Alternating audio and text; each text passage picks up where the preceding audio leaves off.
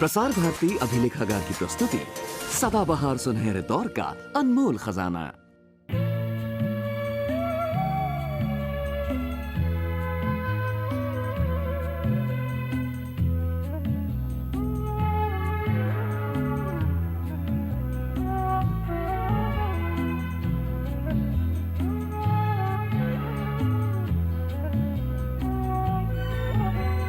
कितनी हसरत आँखों में, कितनी मुश्किल राहों में, जीना है फिर भी समझ इसे खुदा की बंदगी। थोड़ी सी ये जिंदगी, थोड़ी सी ये जिंदगी, थोड़ी सी ये जिंदगी, थोड़ी सी ये जिंदगी।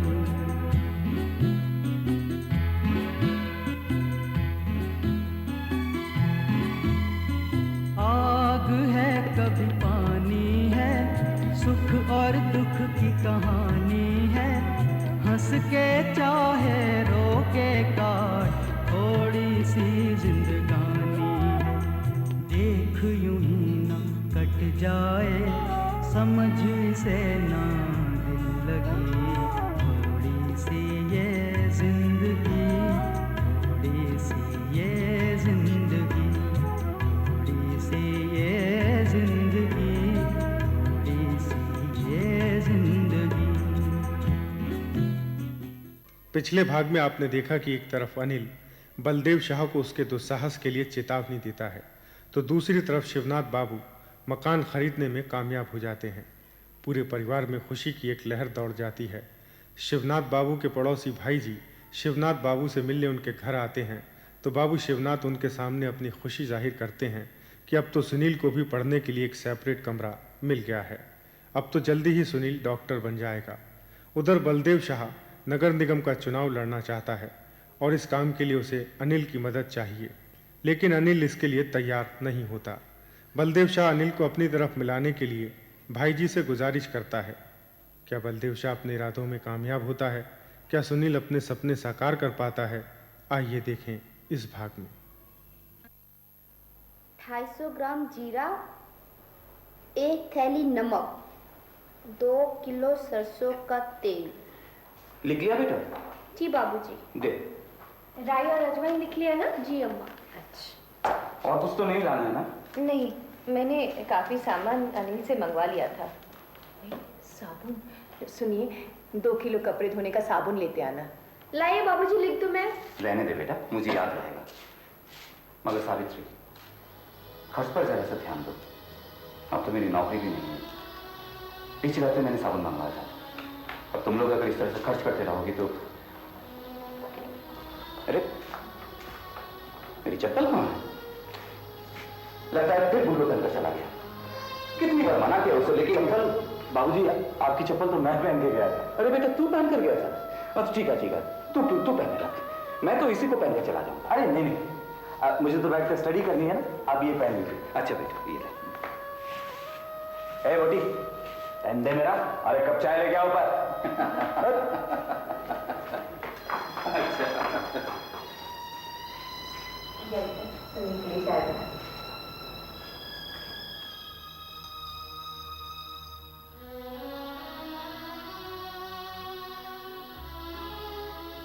ले बेटा। अरे माँ, तुम भी? मैंने तो। पी ले बेटा, दिमाग पर जोर पड़ता होगा ना। कितनी मेहनत करता है तू। चाय से क्या कभी ताकत आती है? छाया की बच्ची, छाया की बच्ची, तू अपनी हरकतों से बाहर आएगी कि नहीं? इन हरकतों की तो आदत पड़ गई भैया, और आती तो इतनी आसानी से छूटती नहीं। बना दिया ना आपको। अच्छा ये बता, कल शाम को मेरा कोई फोन तो नहीं आया? अरे बाप रे, मैं तो भूल ही गई। किसी कुंदन वर्मा का फोन आया था। ए, तू मेरे दोस्तों के नाम बिगाड़ती रहती है। अगर मैं तेरी सहेलियों के नाम बिगाड़ूं तो? मेरी तो एक ही सहेली है, वीना। उसका नाम बिगाड़ सकते हो तो बिगाड़ो। तो चपर चपर मत कर। ये बता, क्या कह रहा था वो? कह रहा था कि कहीं जाना है। कहाँ जाना है? जहाँ जाना है वहाँ दिन में नहीं शाम को जाना है। लेकिन भैया आपको जाना कहाँ है? मुझे कहीं नहीं जाना, जासूस की नानी। अच्छा जा, मुझे पढ़ने दे, मेरे परसों से एग्जाम्स हैं। सुन, मेरी वो ब्राउन वाली पेन प्रेस कर दे मेरी बहन। ब्राउन वाली? वो तो गुल्लू पहन गया। गुल्लू? अच्छा ठीक है, तुझे। लेकिन भैया आपको जाना कहाँ है? तू यहाँ से जाती है कि नहीं? जाती हूँ। ये गुल्लू का वक्त हमेशा उल्टा पुल्टा काम करता है, पता नहीं सुबह सुबह कहाँ भाग गया। सारा प्लान ही चौपट हो गया। साला 100 का एक पत्ता था, वो भी 90 पर लगा दिया। गुरु टिप पक्की थी, पता नहीं कैलकुलेशन कैसे गलत हो गई। वो सब छोड़ यार, अब ये बता कि आगे का प्लान क्या है? गुरु कुछ करना यार, ऐसे तो मर जाएंगे।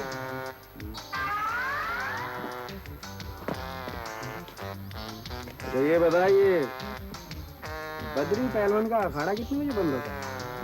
गुरु 11 बजे बंद होता है। अभी तो 10:30 बजे। चलो फिर आज बद्री पहलवान के अखाड़े पर ही चलते हैं। वो तो सब ठीक है गुरु, पर वहाँ तेरा पहलवान भाई अनिल होगा। अबे वो वहाँ पर होगा नहीं, वो इस वक्त वहाँ से जा रहा होगा और हम वहाँ पर पहुँचेंगे। चल गुरु। अच्छा गुरुजी, मैं चलता हूँ।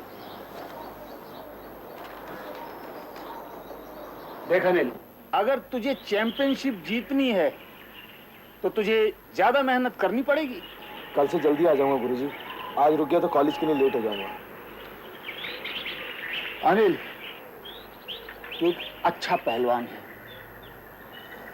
मेरे को तेरे से बड़ी आशाएं हैं। तू एक दिन देश के साथ साथ मेरा नाम भी रोशन करेगा।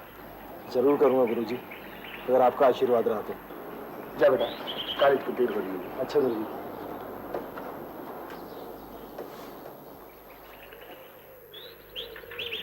यार लगता है आज बात बन जाएगी। कुछ मजा आ गया अगर बात बन जाए तो। चिंता मत करो यार। गुरु, वो रहे गुरुजी।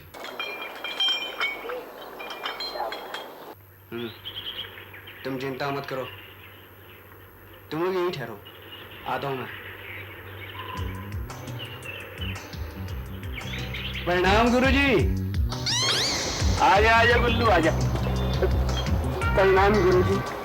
जीता रहे। अनिल को लेने आया होगा तो गया। नहीं गुरुजी, आज तो मैं आपसे मिलने आया था। इससे मिलने? क्या मामला है? गुरुजी, आप मुझे बार बार अखाड़े में आने के लिए कहते थे ना। अरे वो तो अब भी कहता हूँ, जिका छोकरियों जैसा बदन बनाए घूमता रहता है, अपने भाई की बॉडी देख। अरे कभी कसरत वसरत किया करे, जिंदगी भर अंगूठा ही चूसता फिरेगा। गुरुजी, अब तो आपकी शरण में आ गया हूँ मैं। अब तो आप ही हो जो मेरा बेड़ा पार कर सकते हो। वो तो सही है, लेकिन चक्कर क्या है? गुरुजी, आपको देखता हूँ, अनिल भैया को देखता हूँ तो मेरा सर गर्व से ऊंचा हो जाता है। शाबाश बेटा। और दूसरी नजर शीशे में जब अपने आप को देखता हूँ तो शर्म से गर्दन झुक जाती है। गुरुजी, चिंता मत कर, हौसला रख, सब ठीक हो जाएगा। गुरुजी, मैंने और मेरे दोस्तों ने फैसला कर लिया। फैसला? अरे तू फैसले कब से करने लग गया? सुनो तो सही। हाँ। गुरुजी, मैंने और मेरे दोस्तों ने फैसला करा कि हम लोग कॉलेज में एक अखाड़ा खुदवा दें। कॉलेज में अखाड़ा खुदवाएगा? हाँ, और मजे की बात यह है कि प्रिंसिपल साहब भी मान गए। मेरा भी एक सपना है कि हर मोहल्ले में, हर घर में अखाड़ा हो जाए। क्या बात है गुरुजी, आपके इसी सपने को पूरा करने की मैंने मन में ठान लिया। गुरुजी, शाबाश, जीता रहे। मदद की जरूरत हो तो 8-10 पहलवान भिजवा के तेरे कॉलेज में अखाड़ा खुदवा दो, और वो ठेले वाला उसे भिजवा दो, तेरी रोड़ी और रेत वेत पहुंचा दिया करेगा। गुरुजी, वो तो आप करेंगे ही, पर इस सब के लिए पैसे की भी तो जरूरत पड़ेगी। पैसे? ये कैसे पैसे? क्यों? अखाड़े का सामान खरीदने के लिए पैसे की जरूरत नहीं पड़ेगी। अच्छी बात तो सही है, 5,000 तो उठ जाएंगे। हाँ गुरुजी। तो तू कॉलेज में अखाड़ा क्यों खुदवा रहा है? यहीं प्रैक्टिस कर ले। ओए होए गुरुजी, मेरा क्या है, जहाँ बुलाएंगे मैं तो वहीं चला आऊंगा, बट अखाड़ा तो कॉलेज में खुदवाना है ना। और फिर गुरुजी आपका सपना भी तो तभी साकार होगा, योर ड्रीम। आज ये ड्रीम वाली बात तो सही है। तो कितने की काटू गुरुजी? कितने की काटू? क्या काटेगा? रसीद चंदे की। रसीद? चंदा और हमसे? बेटे तुझे तो देखते ही मेरी खोपड़ी घूम गई थी। अबे हम तो खुद ही चंदे से अखाड़ा चलाते, तू हम ही से चंदा ले रहा है। गुरुजी निराश मत कीजिए, ऐसे कैसे देश में पहलवानों की पैदावार बढ़ेगी गुरुजी, जरा सोच। देख बे, देश को तू देश के ऊपर छोड़ दे और पहलवानों की पैदावार मुझ पे छोड़ दे। तू जाके लाइब्रेरी में किताब पढ़ अपनी। बस गुरुजी बोल गए इतने नहीं, मैं तो बड़ी आशा लेके आया था। शाबाश बेटे, आशा लेके आया था और नोट लेके जाए। सोचा तो यही था गुरुजी। न्यूकर ये ले 20 और 21 की काट दे। 21? रसीद खराब करवानी है क्या? क्या हो गया, रसीद क्यों खराब होगी? गुरुजी कोई भी आपके नाम की 21 पड़ेगा तो हंसेगा वो। हंसेगा? हाँ? करानी हमें? ये बताओ और कितने दूं? गुरुजी मैं तो 500 की सोच के आया था। 500 का चंदा तो हमें नहीं मिला, तू हमसे ले जाएगा? 51 ले ले और निकल ले यहाँ से। चलो ठीक है गुरुजी, बाकी उधार रही।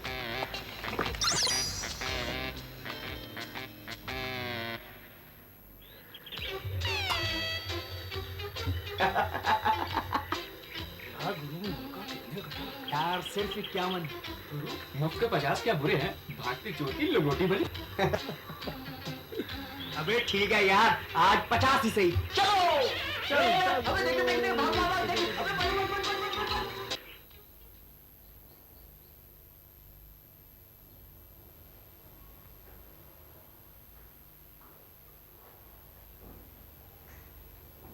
लेकिन पेंशन से क्या होता है सावित्री? मैंने तो सोचा था। तो बस कुछ ही दिनों की तो बात है, फिर अपना सुनील डॉक्टर बन जाएगा। आप भी बस। सावित्री, ऐसा तो नहीं है कि पढ़ाई खत्म होते ही सुनील को एकदम से नौकरी मिल जाएगी। पहले तो उसे किसी सरकारी अस्पताल में ट्रेनिंग के तौर पर काम करना पड़ेगा 1-2 साल। इस परिवार के खर्च पानी की जिम्मेदारी तो मेरी ही है ना। बाबूजी।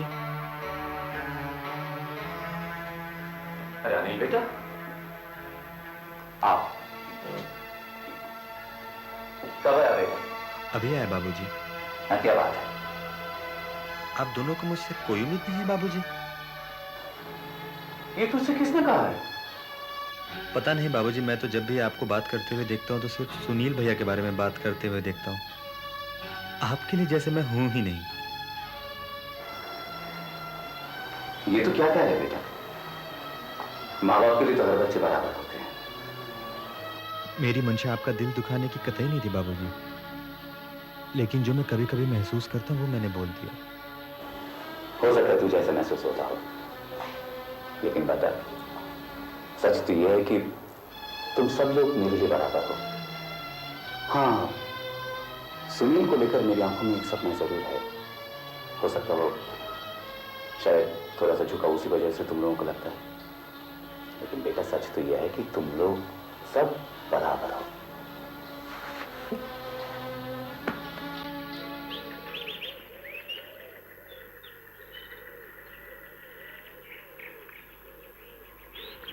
नमस्कार सर। फाइन। कैसे पेपर हो रहा है? Quite satisfactory sir. बढ़िया। Thank you. तेरा एग्जाम कैसा हुआ सुनील? एक्सीलेंट यार। तू सुना, तेरा कैसा हुआ? मेरा भी अच्छा हो गया, प्रैक्टिकल तो बहुत ही अच्छा हुआ। अच्छा सुन, एक गुड न्यूज है तेरे लिए। Good news? हाँ, एक एनआरआई से तेरे यूएस से जाने का टिप्स बढ़ा दिया मैंने। रियली? इट्स एक्साइटिंग यार, यू आर ग्रेट। लेकिन भाई तूने ये सब किया कैसे? कूल डाउन बॉय, अरे हम भी यारों के यार हैं, पर अभी ज्यादा एक्साइटेड होने की जरूरत नहीं है। यूं तो तेरा काम बस हो ही गया समझ, लेकिन फिर भी तेरी और उस एनआरआई की एक बार रूबरू मुलाकात करा दूं ना, फिर सब ठीक हो जाएगा। अभी तो वो वापस यूएस से गया हुआ है, लेकिन 3-4 महीने बाद फिर आएगा। बस तब तक इंतजार करना होगा। नो प्रॉब्लम यार। अच्छा तुम एक काम करना, अपने पासपोर्ट के लिए जरूर अप्लाई कर देना। श्योर, ऐसा करता हूँ। ये सब तो मैं आज ही अप्लाई कर देता हूँ। चल तुझे तेरे घर छोड़ देता हूँ। ओह थैंक्स यार।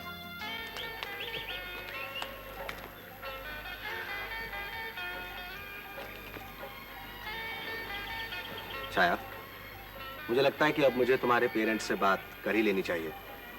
अच्छा जी, आप कर लेंगे मेरे पेरेंट्स से बात? क्यों? तुम्हारे पेरेंट्स से डरता हूँ क्या मैं? ओहो, बड़े बहादुर हैं आप। पर मेरे घर वालों को जानते भी हैं। क्या बात करती हो? तुम्ही ने तो बताया था मुझे कि तुम्हारा एक भाई डॉक्टर है, मेरा मतलब डॉक्टर बनने वाला है, और एक भाई पहलवान है, और वो सबसे छोटा। अब उसकी मैं अपने मुंह से क्या तारीफ करूं? तुम्हारे डॉक्टर भैया और सबसे छोटे भैया से तो मैं आराम से निपट लूंगा, लेकिन ये जो पहलवान है ना, उनसे निपटना जरा सा मुश्किल होता है। नहीं, मेरे अनिल भैया भी बहुत अच्छे हैं। बस एक बार तुम अपना इंप्रेशन जमाने में कामयाब हो जाओ। उसकी चिंता मत करो, उसमें तो मैं एकदम एक्सपर्ट हूँ। I think I will succeed. और तुम कहो तो मैं अभी जाकर बात करूं?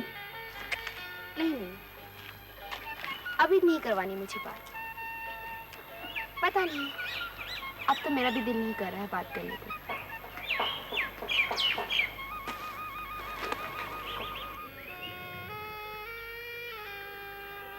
क्या बात है छाया?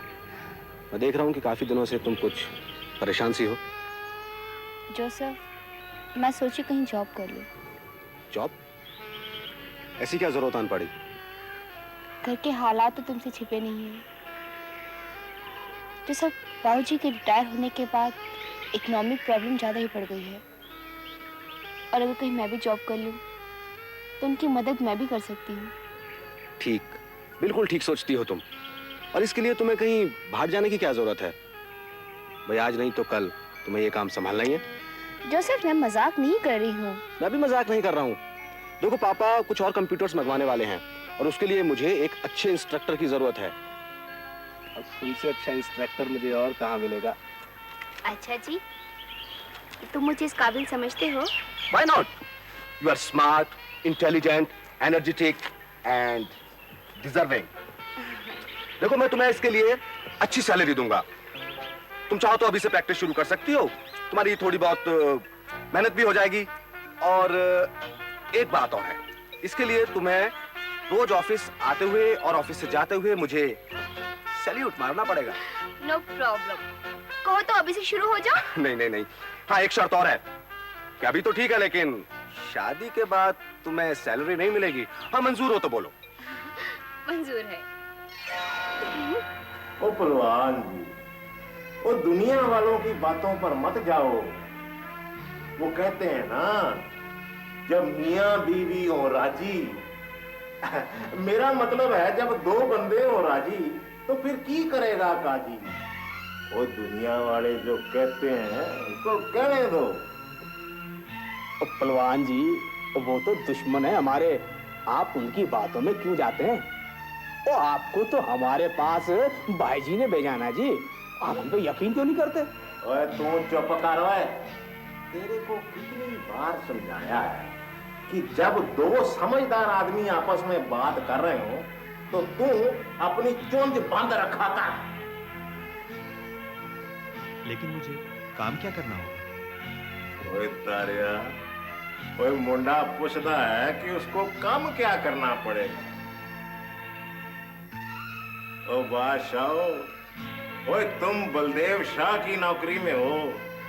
ओए ऐसा करो ते मौजा लुटो। ओए काम करेंगे तुम्हारे चमचे, तुम तो 24 घंटे हमारे साथ रहोगे। और जी वो तनख्वाह कितनी होगी? तनख्वाह? ओए पहलवान जी, वो कहनू सिर्फ 3000 रुपए, मगर ऊपर से भी जुगाड़ होता रहेगा, उसकी तुम चिंता ना करो। ओए तारिया, वो फार्म तो निकाल। वो साइन कराने हैं मुंडे से। फार्म तो बिल्कुल तैयार है प्राजी, एवे को ते फड़ा दे मुंडे दे हाथ में। लो जी पहलवान जी। हाँ हाँ हाँ हाँ, ओ थल्ले उधर में साइन कर दो। आप कहते एक बार मैं इसे पढ़ लूं जरा? लो, ओ मैं क्या, पढ़ने की क्या जरूरत है? वो इसमें लिखा है कि आप अपनी मर्जी से और अपने पूरे होशो हवास में हमारे यहाँ अपनी नौकरी का राजीनामा पढ़ रहे हो, बस।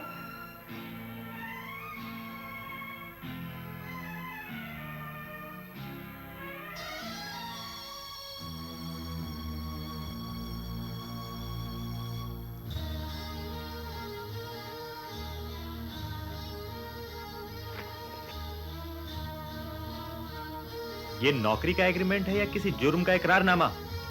क्या कह रहे हो? ओ मैं क्या पहलवान जी, लिखे पे मत जाओ। और लिखना तो सिर्फ गारंटी के लिए पड़ता है ना, भाई कल को कोई बात हो जाए तो हमारे पास भी तो कुछ होना चाहिए कि नहीं?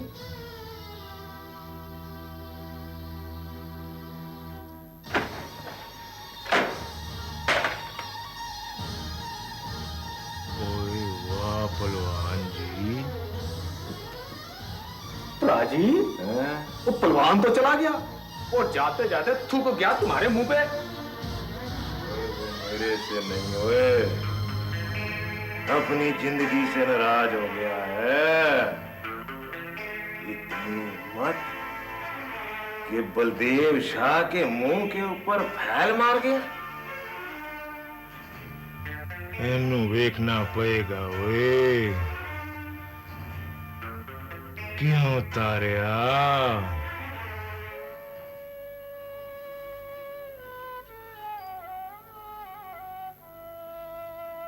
भाई जी, ये माना कि बाबूजी के रिटायर होने की वजह से मुझे नौकरी की सख्त जरूरत है, लेकिन इसका ये मतलब नहीं कि मैं अपना जमीर बेच दूं। बस बेटे बस, दरअसल गलती मेरी थी कि मैंने तुम्हें उसके पास भेजा। भाई जी, अगर मैं उसके उन कागजातों पर दस्तखत कर देता तो मैं एक तरह से उसका गुलाम हो जाता और वो जैसा चाहता मेरा इस्तेमाल करता। जुर्म वो करता और कानून की नजरों में गुनाहगार मैं होता। भाई जी, मैं क्या बीतती मेरे बाबूजी के दिल पर। गलत ही सही, लेकिन मेरे नाम पर किए गए कारनामों को देखकर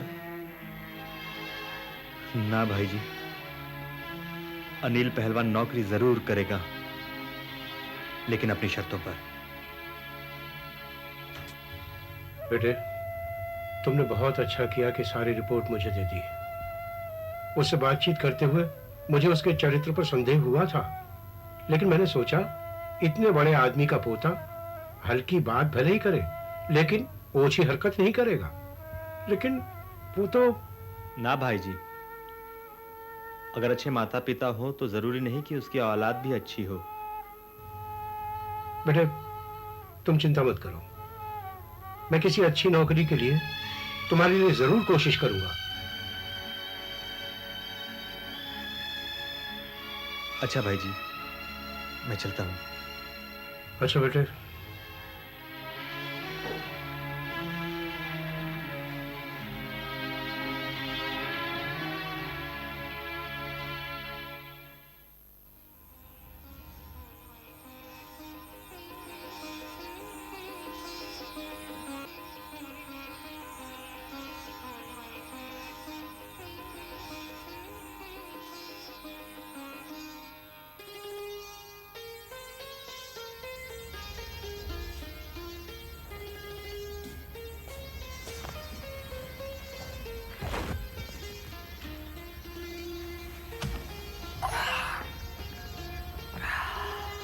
ये क्या लाए? कुछ नहीं, अकाउंट्स की किताबें हैं।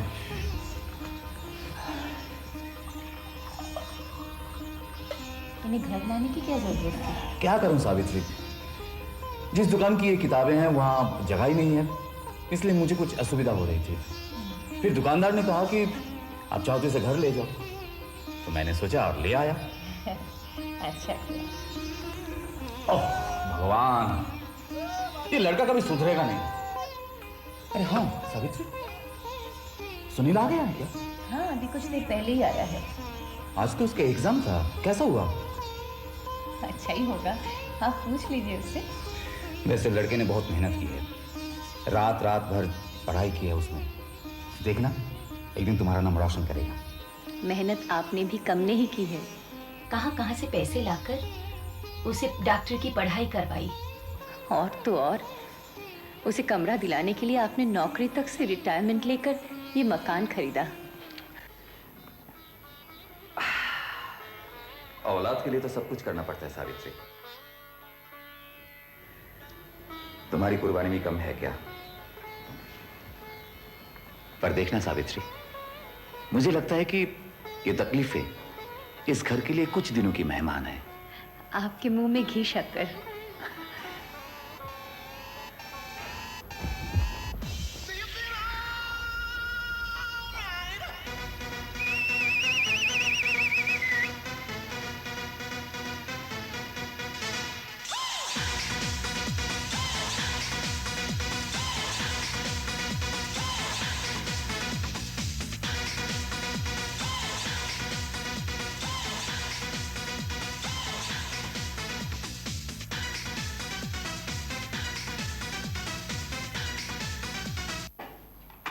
अरे अम्मा,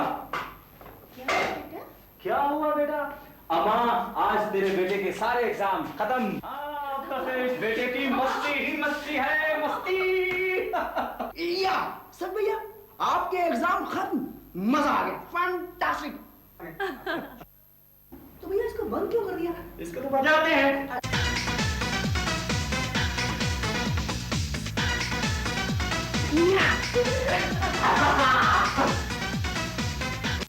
बेटा, एग्जाम खत्म हुआ तो क्या हुआ?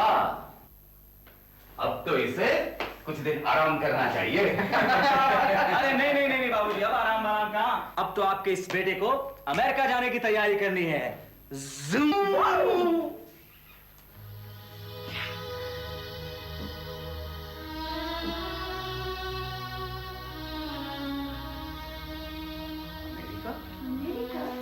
हाँ माँ, अमेरिका। क्या है बाबूजी, हो सकता है आपके इस बेटे को एडवांस स्टडीज के लिए अमेरिका भेजा जाए। लेकिन बेटा, ये बात तो तूने मुझे पहले कभी नहीं बताई। अरे लो, मुझे कहाँ मालूम थी बाबूजी जो मैं आपको बताता। अब मुझे पता चला है तो मैं आपको बता रहा हूँ। बेटा, इसके लिए तो बहुत खर्चा आएगा। नहीं नहीं बाबूजी, आपको चिंता करने की कोई जरूरत नहीं है। क्या है कि एक एनआरआई मुझे स्पॉन्सर कर रहा है। क्या? हाँ, एनआरआई वही सब कुछ खर्चा उठाएगा। वो मेरा दोस्त है ना, चंदन वर्मा, उसी ने सारा इंतजाम किया है। भैया आपके साथ अमेरिका मैं भी चाहूँ। तू अमेरिका जाएगा? पहले मेरा जुगाड़ तो होने दे। ए अम्मा, तुम तो मुझे गर्मा गर्म चाय पिलाने वाली थी ना?